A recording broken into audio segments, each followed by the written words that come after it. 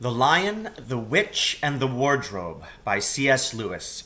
Chapter 1. Lucy Looks into a Wardrobe. Once there were 4 children whose names were Peter, Susan, Edmund, and Lucy.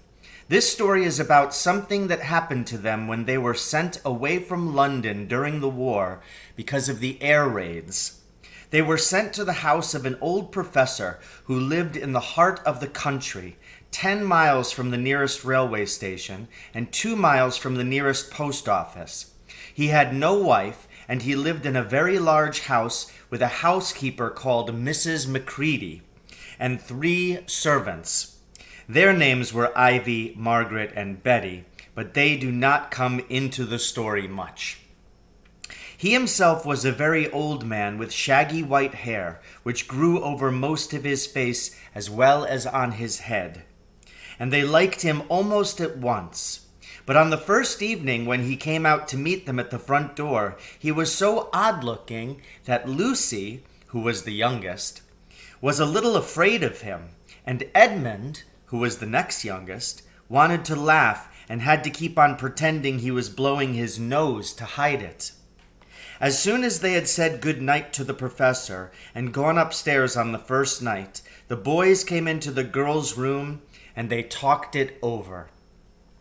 "We've fallen on our feet, and no mistake," said Peter. "This is going to be perfectly splendid. That old chap will let us do anything we like." "I think he's an old dear," said Susan. "Oh, come off it," said Edmund, who was tired and pretending not to be tired, which always made him bad-tempered. "Don't go on talking like that." "Like what?" said Susan. "And anyway, it's time you were in bed." "Trying to talk like mother," said Edmund. "And who are you to say when I'm to go to bed? Go to bed yourself." "Hadn't we all better go to bed?" said Lucy. "There's sure to be a row if we're heard talking here."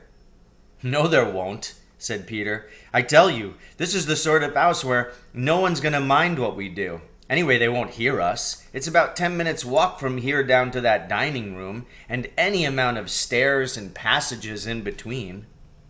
"What's that noise?" said Lucy suddenly.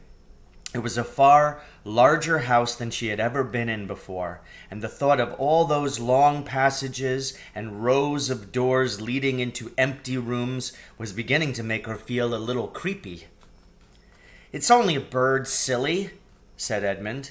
"It's an owl," said Peter. "This is going to be a wonderful place for birds. I shall go to bed now. I say, let's go and explore tomorrow. You might find anything in a place like this. Did you see those mountains as we came along? And the woods? There might be eagles. There might be stags. There'll be hawks." "Badgers," said Lucy. "Foxes," said Edmund. "Rabbits," said Susan. But when next morning came, there was a steady rain falling, so thick that when you looked out of the window you could see neither the mountains nor the woods nor even the stream in the garden. "Of course it would be raining," said Edmund. They had just finished breakfast with the professor, and they were upstairs in the room he had set apart for them, a long, low room with 2 windows looking out in one direction and 2 in another. "Do stop grumbling, Ed," said Susan. 10 to 1 it'll clear up in an hour or so, and in the meantime we're pretty well off. There's a wireless and lots of books." "Not for me," said Peter. "I'm going to explore the house."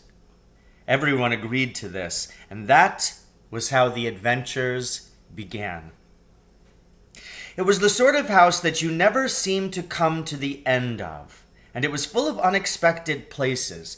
The first few doors they tried led only into spare bedrooms, as everyone had expected that they would. But soon they came to a very long room full of pictures, and there they found a suit of armor. And after that was a room all hung with green, with a harp in one corner. And then came 3 steps down and 5 steps up, and then a kind of little upstairs hall, and a door that led out onto a balcony. and then a whole series of rooms that led into each other and were lined with books, most of them very old books, and some bigger than a Bible in a church. And shortly after that, they looked into a room that was quite empty, except for one big wardrobe, the sort that has a looking glass in the door. There was nothing else in the room at all, except a dead bluebottle on the windowsill. "Nothing there," said Peter, and they all trooped out again. All except Lucy. She stayed behind because she thought it would be worthwhile trying the door of the wardrobe, even though she felt almost sure that it would be locked. To her surprise, it opened quite easily, and 2 mothballs dropped out. Looking into the inside, she saw several coats hanging up, mostly long fur coats. There was nothing Lucy liked so much as the smell and feel of fur. She immediately stepped into the wardrobe and got in among the coats and rubbed her face against them, leaving the door open, of course, because she knew that it is very foolish to shut oneself into any wardrobe. Soon she went further in and found that there was a second row of coats hanging up behind the first one. It was almost quite dark in there, and she kept her arms stretched out in front of her so as not to bump her face into the back of the wardrobe. She took a step further in, then 2 or 3 steps, always expecting to feel woodwork against the tips of her fingers, but she could not feel it. "This must be a simply enormous wardrobe," thought Lucy, going still further in and pushing the soft folds of the coats aside to make room for her. Then she noticed that there was something crunching under her feet. "I wonder, is that more mothballs?" she thought, stooping down to feel it with her hands. But instead of feeling the hard, smooth wood of the floor in the wardrobe, she felt something soft and powdery and extremely cold. "This is very queer," she said, and went on a step or 2 further. Next moment, she found that what she was rubbing against her face and hands was no longer soft fur, but something hard and rough and even prickly. "Why, it's just like branches of trees," exclaimed Lucy. And then she saw that there was a light ahead of her, not a few inches away where the back of the wardrobe ought to have been, but a long way off. Something cold and soft was falling on her. A moment later, she found that she was standing in the middle of a wood at night time with snow under her feet and snowflakes falling through the air. Lucy felt a little frightened, but she felt very inquisitive and excited as well. She looked back over her shoulder, and there, between the dark tree trunks, she could still see the open doorway of the wardrobe, and even catch a glimpse of the empty room from which she had set out. She had, of course, left the door open, for she knew that it is a very silly thing to shut oneself into a wardrobe. It seemed to be still daylight there. "I can always get back if anything goes wrong," thought Lucy. She began to walk forward, crunch, crunch, over the snow and through the wood towards the other light. In about 10 minutes she reached it and found it was a lamp post. As she stood looking at it, wondering why there was a lamp post in the middle of a wood, and wondering what to do next, she heard a pitter-patter of feet coming towards her. And soon after that, a very strange person stepped out from among the trees into the light of the lamp post.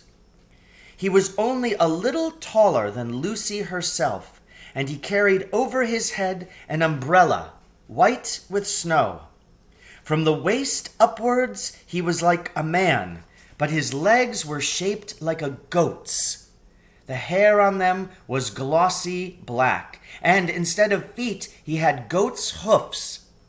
He also had a tail, but Lucy did not notice this at first because it was neatly caught up over the arm that held the umbrella so as to keep it from trailing in the snow. He had a red woolen muffler around his neck, and his skin was rather reddish too. He had a strange but pleasant little face with a short, pointed beard and curly hair, and out of the hair there stuck 2 horns, one on each side of his forehead.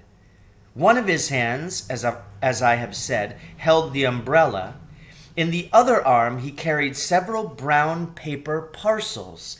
What with the parcels and the snow, it looked just as if he had been doing his Christmas shopping. He was a fawn, and when he saw Lucy, he gave such a start of surprise that he dropped all of his parcels. "Goodness gracious me!" exclaimed the fawn. So ends chapter 1, The Lion, the Witch, and the Wardrobe.